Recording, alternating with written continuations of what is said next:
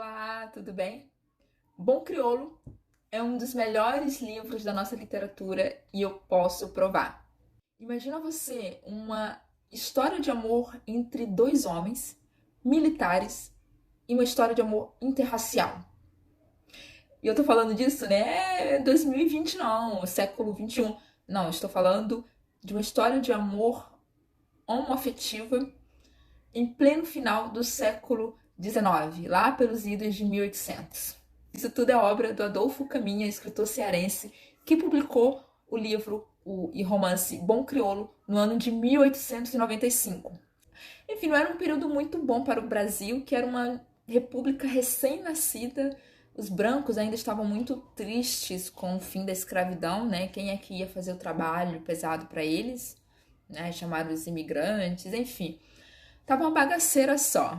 E aí vem esse livro que é simplesmente o auge da nossa literatura. A gente está falando de um casal gay protagonistas em uma história digna de William Shakespeare. O livro, além de tratar da homossexualidade, ele traz preconceitos raciais e preconceitos de classe. O livro acaba fazendo de uma maneira muito sutil, né? Sutil porque se trata de um romance, então é uma história romântica e tal. Mas ele acaba fazendo uma crítica àquela sociedade carioca, à elite, a uma sociedade brasileira que ainda está aprendendo a ser republicano e carregando consigo todos os restos e lixaria do período monárquico. Né? O livro vai trazer uma crítica à estrutura social, né, usando como exemplo a estrutura militar, né, ali dentro de um navio. Quem é o comandante? O branco, o fidalgo, é ele que está com o poder. Quem são os subalternos? O de baixa patente.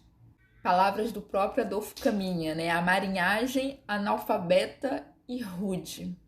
Você tem um comandante do coraçado, é um fidalgo. Fidalgo é tipo um grau da nobreza, né?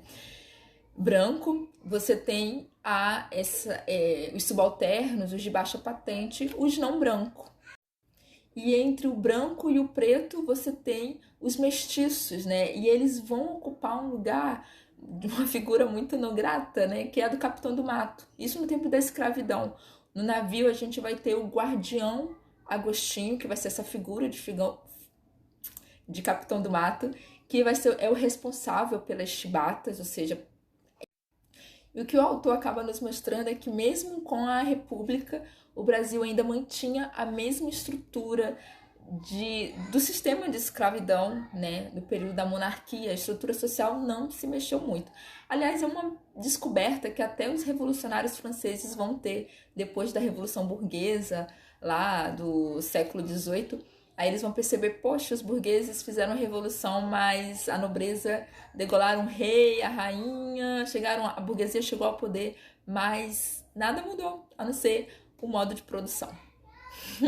Na descrição do guardião Agostinho, que é esse mestiço, a gente vê um homem de grande estatura, largo e reforçado, tipo de caboclo nascido no Amazonas, ou seja, esse caboclo aí é a mistura da etnia indígena com a do branco.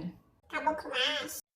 O interessante de analisar essa estrutura militar do 1800 é porque ela se mantém até hoje. Né? As Forças Armadas mudaram um pouquinho, né? Por exemplo, mulheres podem estudar na escola naval, coisas de menos de 10 anos para cá, talvez. Antes só chegava ao cargo de almirante homens, porque a escola naval, que é de onde sai o lugar de formação desses oficiais, só permitiam a entrada de homens. Dentre outras coisas, também a gente vê algum avanço. O nosso vice-presidente, ele tem as características étnicas indígenas, né?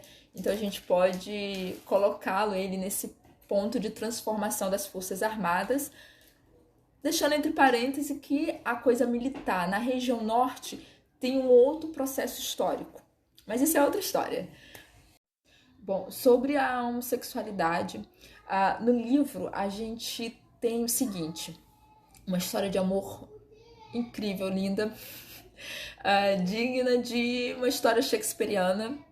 Por isso eu não vou entrar em tanto detalhes assim no romance, acho que eu já dei, pode falar que é shakespeariano, já dei um spoiler, mas assim, teve duas coisas que me chamaram a atenção em relação à homossexualidade no livro, que é como os personagens, mesmo vivendo essa experiência, eles repudiam isso neles, né? E repudiam até que se eles sabem que outro marinheiro, outra pessoa estão fazendo. É um ato vergonhoso, é criminoso, é antidivino, né? Anti a natureza de Deus. Então essa é uma história proibida, impossível de acontecer naquela sociedade, com aquela mentalidade, mas ao mesmo tempo é aí que tá o louco da história, há uma hipocrisia, né? E o Adolfo Caminha mostra isso, né? Há uma hipocrisia, porque existe uma prática, sim, desde o comandante que é pederasta, que usa o seu cargo para seduzir os novinhos, em troca de privilégios, é o bom crioulo que tá ali vivendo a sua história de amor, que aluga um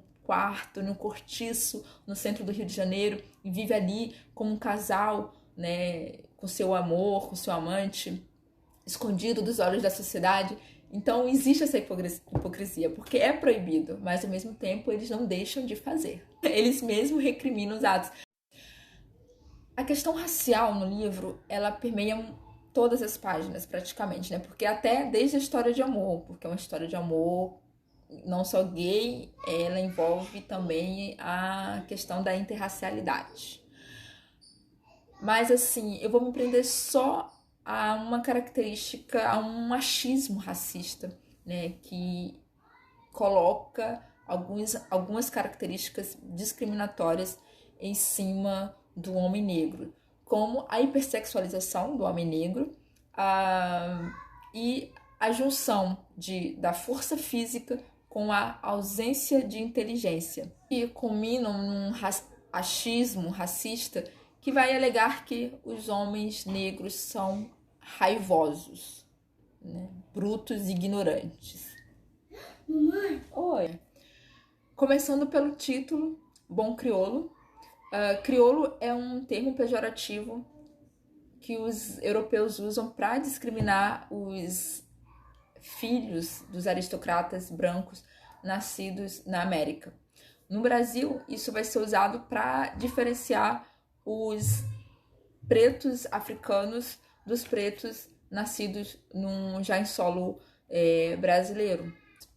O bom, esse adjetivo aqui, antes de crioulo, é só mais um reforço que o racista vai usar, né? Porque não existe o crioulo bom. O crioulo é ruim por natureza. A natureza do crioulo é o da selvageria, né? Então, o bom ali diz o seguinte: esse personagem é uma exceção, ele é excepcional.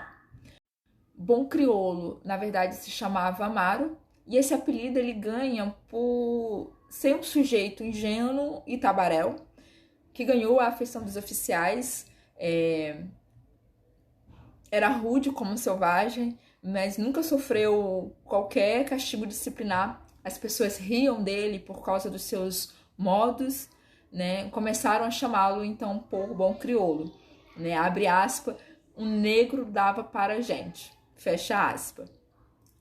Depois o narrador nos conta que essa descrição do crioulo, dele ser um bom crioulo, acaba se transformando, ele passa a ser o terrível bom crioulo, né? Isso porque ele estava tomando banho de mar totalmente nu, né? Não existe menos de que totalmente nu, mas enfim, totalmente nu, e a tripulação do navio, vendo aquilo, começou a temê-lo.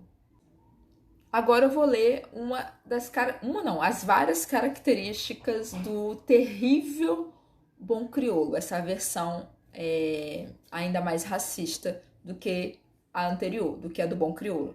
Ele é muito alto, corpulento, forte, raivoso, sempre metido com a polícia, musculoso, robusto, um corpo com a resistência do bronze e que esmagam com o peso dos músculos, né? Isso vai até criar um outro achismo racista, né? Que é que o corpo negro ele é naturalmente apto para sofrer as violências da chibata, né? Em uma passagem o autor traz: é também um corpo feito para a chibata. Todos estavam ansiosos para vê-lo receber o castigo. A chibata não lhe deixava marca. Vou fazer a leitura de uma das partes mais lindas do livro, que é a descrição do sentimento de liberdade por bom crioulo ao embarcar em um navio, ao estar diante do mar. Ele era um ex-escravo, né, que fugiu de uma fazenda, foi capturado, preso e colocado para servir em um navio da Marinha de Guerra. Então vamos lá, pela voz do narrador. A liberdade entrava-lhe pelos olhos, pelos ouvidos, pelas narinas, por todos os poros, enfim, como a própria alma da luz, do som, do odor e de todas as coisas etéreas. Ele, o escravo, o negro fugido, sentia-se verdadeiramente homem, igual aos outros homens, feliz de o ser, grande como a natureza em toda a pujança viril da sua mocidade. E tinha pena, muita pena dos que ficavam na fazenda trabalhando sem ganhar dinheiro, desde a madrugada até sabe Deus.